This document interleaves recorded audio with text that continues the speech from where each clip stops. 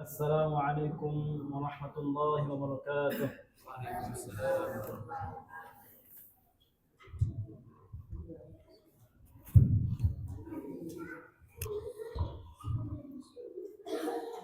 الله أكبر الله أكبر الله أكبر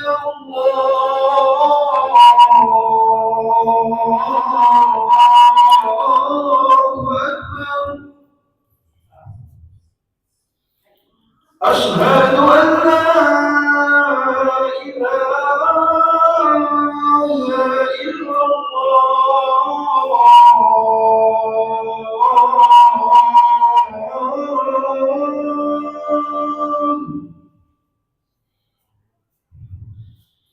أشهد أن لا إله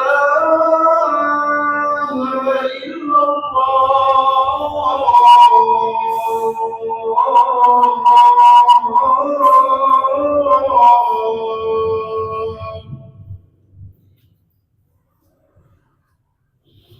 أشهد أن محمدا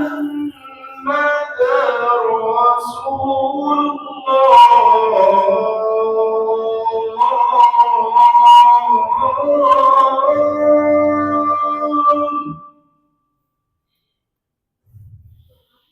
أشهد أن محمدا رسول الله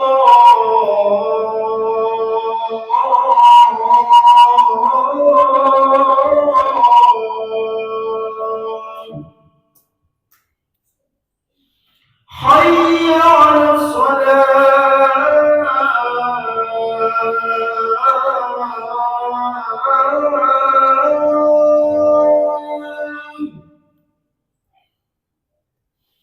حي على الصلاة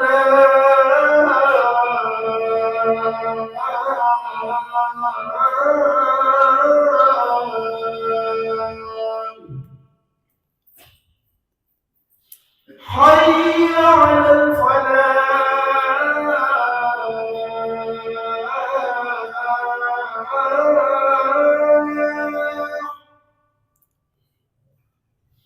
حي على الفلاح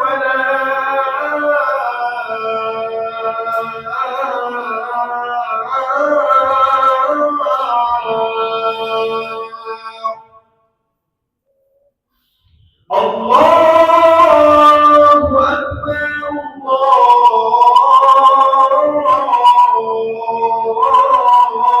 الله أكبر لا إله إلا الله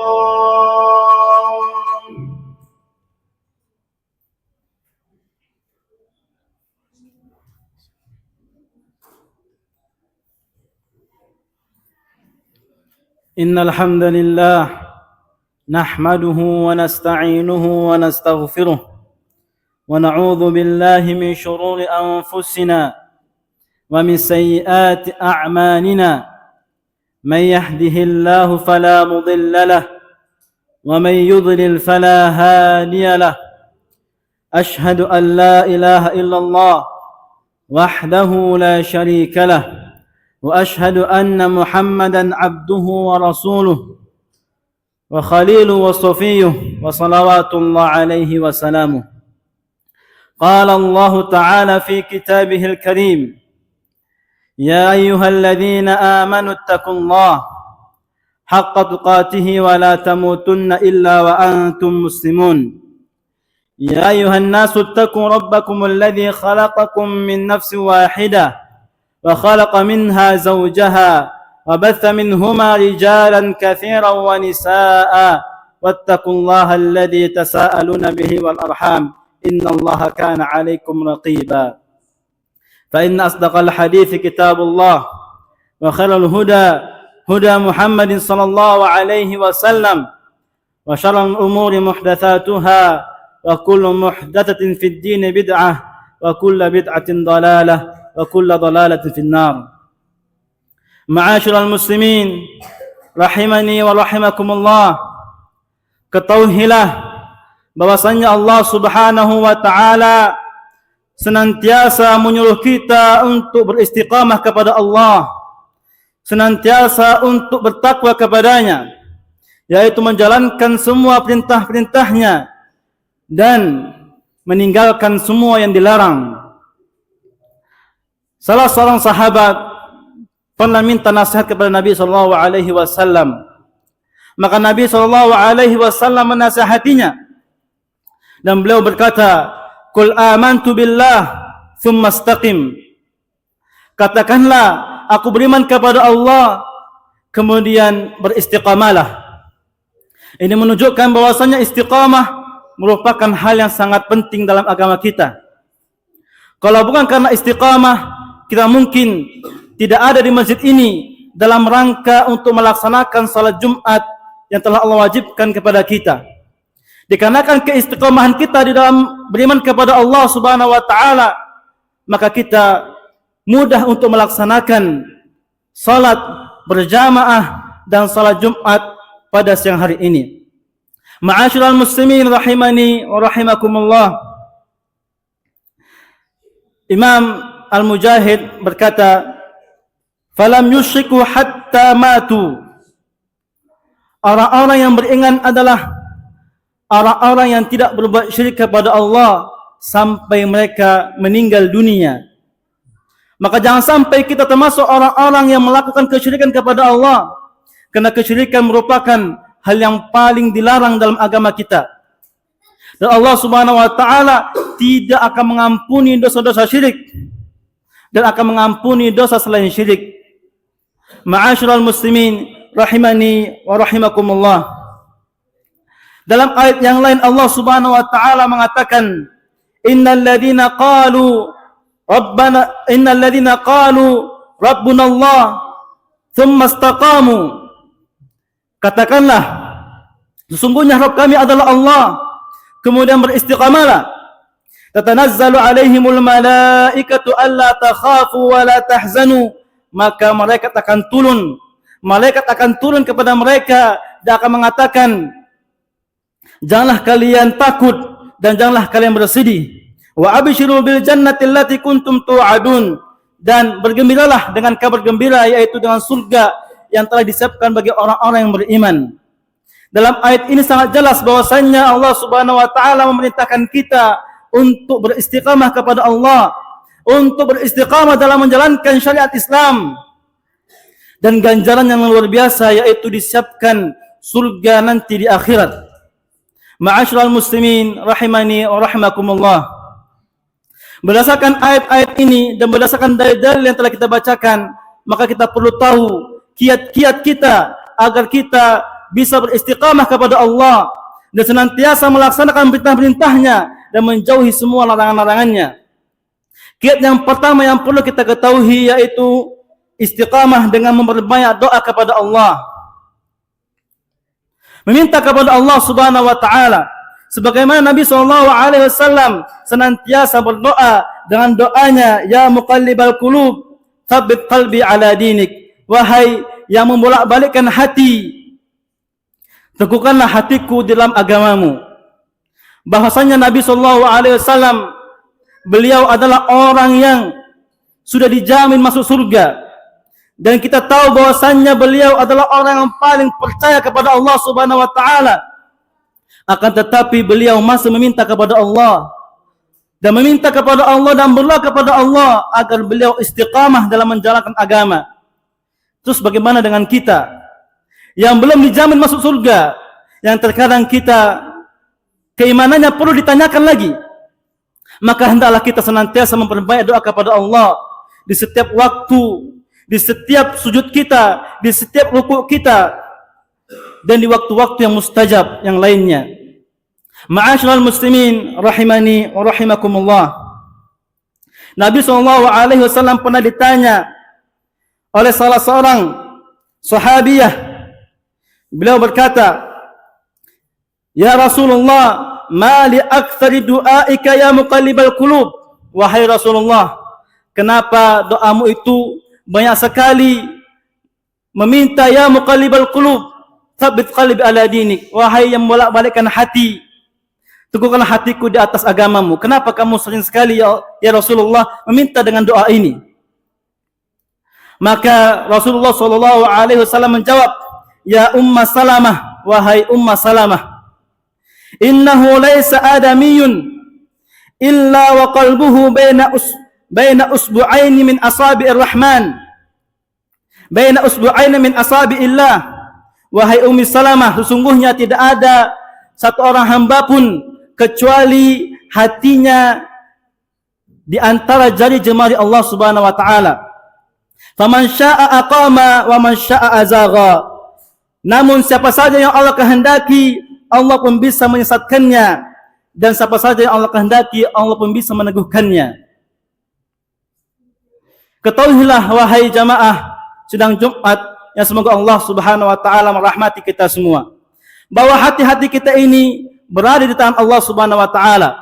Kalau Allah mau, Allah kita jadikan termasuk orang-orang yang beristiqamah di jalannya, yang senantiasa beriman kepada Allah sampai kita meninggal. Tapi bisa jadi Allah mau kita termasuk orang-orang yang Allah balikkan hatinya sehingga kita termasuk orang-orang yang sesat di jalannya. Maka hendaklah kita jangan lupa mengucapkan doa-doa untuk meminta istiqamah di jalan Allah Subhanahu wa taala. Kemudian yang kedua, kiat yang kedua yang perlu kita lakukan yaitu beramal dengan ikhlas. Hendaklah kita memperbanyak amal dan hendaklah kita menjaga hati. Jangan sampai kita mengamalkan suatu amalan, akan tetapi hati kita pengennya dipuji orang lain, pengennya disanjung orang lain, atau kita meniatkan dikarenakan niat-niat dunia agar dikatakan sebagai orang yang dermawan, atau dikatakan sebagai orang yang ahli ibadah, atau dengan niat-niat yang dunia yang lainnya. Maka jauhilah ini semua dan kita bersihkan hati kita ikhlas karena Allah Subhanahu wa taala. Karena beramal tanpa ikhlas maka amalan itu tidak ada artinya. Wa ma la yakunu lahu la yanfa' wa la yadum. Berkata Ibnu Taimiyah rahimahullah, segala sesuatu yang tidak didasari dengan ikhlas maka sesuatu itu tidak akan bermanfaat dan juga tidak akan kekal. Begitu pula para ulama mengatakan, maka lillahi yabqa. Segala sesuatu yang diniatkan karena Allah pasti akan ada terus dan akan langgeng. Artinya kalau seseorang beribadah kepada Allah, ikhlas kepadanya, pasti dia akan melakukan ibadah terus. Pasti dia akan melakukan ibadah itu terus menerus, dan dia akan mendapatkan ganjaran berupa pahala yang besar dari Allah Subhanahu wa taala. Namun sebaliknya, kalau dia beramal, beribadah kepada Allah dan tidak ada keikhlasan dalam dirinya, maka Allah Subhanahu wa taala tidak akan membalasnya dan amalan itu akan menjadi sia-sia dan dia hanya akan mendapatkan rasa letih dan capek saja. Wal iyadu billah. Inilah kiat yang kedua, yaitu ikhlas dalam beramal. Kemudian yang ketiga yaitu adalah melaksanakan amal dengan terus-menerus, walaupun amalan itu sedikit. Karena Nabi SAW bersabda, ahabbul a'mali ilallahi ta'ala adwamuha wa in qalla. Sesungguhnya amalan yang paling dicintai oleh Allah Subhanahu wa taala adalah amalan yang senantiasa dilakukan, continue, walaupun amalan itu sedikit. Nabi SAW pernah bertanya kepada salah seorang sahabat, yaitu Bilal, wahai Bilal, amalan apa yang kau kerjakan dan kau prioritaskan dalam hidupmu? Karena aku telah mendengar terompa sendalmu di surga. Maka Bilal mengatakan, tidak ada amalan yang kulakukan dan yang ku prioritaskan kecuali hanya saja aku melakukan satu wudu, atau hanya saja aku berwudu dan aku melaksanakan solat setelahnya. Artinya melaksanakan solat sunnah 2 rakaat setelah berwudu. Dan itu beliau lakukan terus menerus setelah berwudu. Jadi beliau melakukan itu senantiasa. Dan ini amalan yang sangat ringan dan sangat kecil. Akan tetapi Bilal melakukannya continue. Dan beliau tidak berwudu kecuali beliau melaksanakan salat setelahnya. Dengan amalan seperti itu, Bilal dijamin masuk surga oleh Nabi SAW. Dan beliau mengatakan, aku mendengar suara telapak sendalmu di surga. Artinya Bilal dijamin masuk surga. Ma'asyiral muslimin rahimani wa rahimakumullah. Maka hendaklah kita memiliki amalan-amalan yang kita prioritaskan dan kita lakukan continue terus menerus. Contoh misalkan berzikir kepada Allah Subhanahu wa taala. Sebagaimana Nabi SAW sampaikan, kalimatan khafifatan 'ala lisan, thaqilatan fil mizan, subhanallah wa bihamdih, subhanallahil azim. 2 kalimat yang ringan di lisan akan tetapi berat di timbangan, yaitu subhanallah wa bihamdih dan subhanallahil azim. Ucapkanlah 2 kalimat ini dan kita senantiasa mengucapkannya agar mudah-mudahan dengan amalan yang sedikit ini kita termasuk orang-orang yang dimasukkan oleh Allah Subhanahu wa taala ke dalam surganya. Kemudian yang keempat, yaitu rajin-rajinlah kita bermuhasabah atau berintrospeksi diri kita masing-masing. Jangan sampai kita lalai, jangan sampai kita tidak sadar kalau kita ternyata lebih banyak bermaksiat daripada beribadah kepada Allah Subhanahu wa taala. Umar bin Khattab radhiyallahu anhu berkata, "Hasibu anfusakum qabla an tuhasabu." Hisablah diri-diri kalian sebelum kalian dihisab. Artinya kita hendaklah mengintrospeksi diri kita dulu. Lihat amalan-amalan ibadah kita. Apakah amalan-amalan ibadah kita ini sudah banyak dan kita sudah yakin bahwasanya kita akan siap menjumpai Allah Subhanahu wa taala. Kita siap berhadapan dengan Allah Subhanahu wa taala dengan amal-amal yang telah kita lakukan. Kalau seandainya kita merasa belum siap, maka perbanyaklah amal-amal kita. Perbanyaklah amal-amal selain amal-amal yang wajib, amal-amal yang sunnah, contohnya seperti salat duha, salat malam, dan salat-salat yang lainnya, atau bersedekah, atau membantu orang lain, dan seterusnya. Begitu pula tatkala kita mengintrospeksi diri kita terhadap maksiat yang kita lakukan. Lihat, sudah seberapa banyak maksiat yang kita lakukan. Dan sudahkah kita bertobat kepada Allah Subhanahu wa taala? Karena sesungguhnya taubat itu tatkala kita hidup di dunia. Kalau kita sudah meninggal, maka sudah tutuplah pintu taubat. Sudah enggak ada lagi yang namanya taubat kalau sudah meninggal. Mumpung kita masih hidup, mumpung nyawa kita masih ada di badan kita, maka senantiasalah kita bertobat kepada Allah Subhanahu wa taala. Inilah kiat yang keempat, yaitu memperbanyak mengintrospeksi diri kita sebelum kita nanti di hadapan Allah dihisab oleh Allah Subhanahu wa taala. Aqulu qawli hadza wa astaghfirullahu li wa lakum wa li sa'iril muslimin wastaghfiruhu innahu wal ghafurur rahim.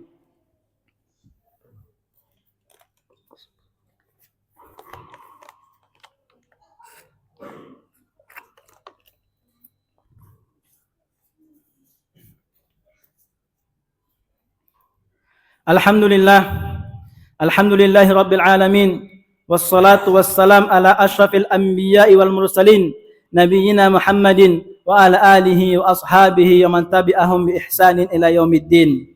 Amma ba'd. Ma'asyiral muslimin rahimani wa rahimakumullah. Untuk kiat yang terakhir, yaitu hendaklah kita memilih teman yang baik, teman yang saleh.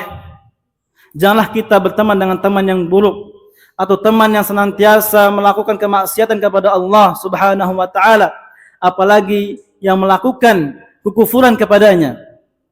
Karena Nabi SAW bersabda, "Al-mar'u ala dini khalilih." Sesungguhnya seseorang tergantung agama temannya. Falyanzur ahadukum man yukhalil, maka lihatlah kepada siapa kalian berteman. Artinya kalau kita mau melihat agama seseorang, maka lihatlah temannya. Kepada siapa dia berteman? Kalau dia berteman kepada orang-orang yang baik, insya-Allah dia termasuk orang-orang yang baik. Begitu pula sebaliknya, kalau kita lihat teman-temannya buruk, suka bermaksiat kepada Allah, maka dia pun tidak akan jauh dengan hal itu. Karena teman itu bisa mempengaruhi kita, dan kita pasti akan sama dengan teman kita sendiri.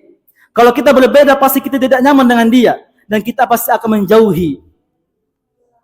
Maka hendaklah kita mencari teman-teman yang baik, teman-teman yang saleh, agar kita bisa diingatkan kalau kita lagi salah, kalau kita lagi tergelincir, kalau kita lagi lupa dan lagi tidak istiqamah kepada Allah, ada yang mengingatkan kita untuk senantiasa istiqamah kepadanya. Inilah kiat yang terakhir, yaitu mencari teman yang baik sehingga kita bisa senantiasa istiqamah tatkala kita beribadah kepada Allah Subhanahu wa taala. Ma'asyiral muslimin rahimani wa rahimakumullah. Inilah khutbah yang singkat. Mudah-mudahan dengan khutbah yang singkat ini kita dapat menjadi pribadi-pribadi yang lebih baik dan kita bisa mengambil pelajaran-pelajaran sehingga kita bisa mengamalkan di kehidupan kita di dunia ini. Amin amin rabbal alamin. Innallaha malaikatahu yusholluna 'alan nabi ya ayyuhalladzina amanu sallu 'alaihi wa sallimu taslima. Allahumma shalli 'ala Muhammad wa 'ala ali Muhammad kama shallaita 'ala Ibrahim wa 'ala ali Ibrahim innaka Hamidum Majid.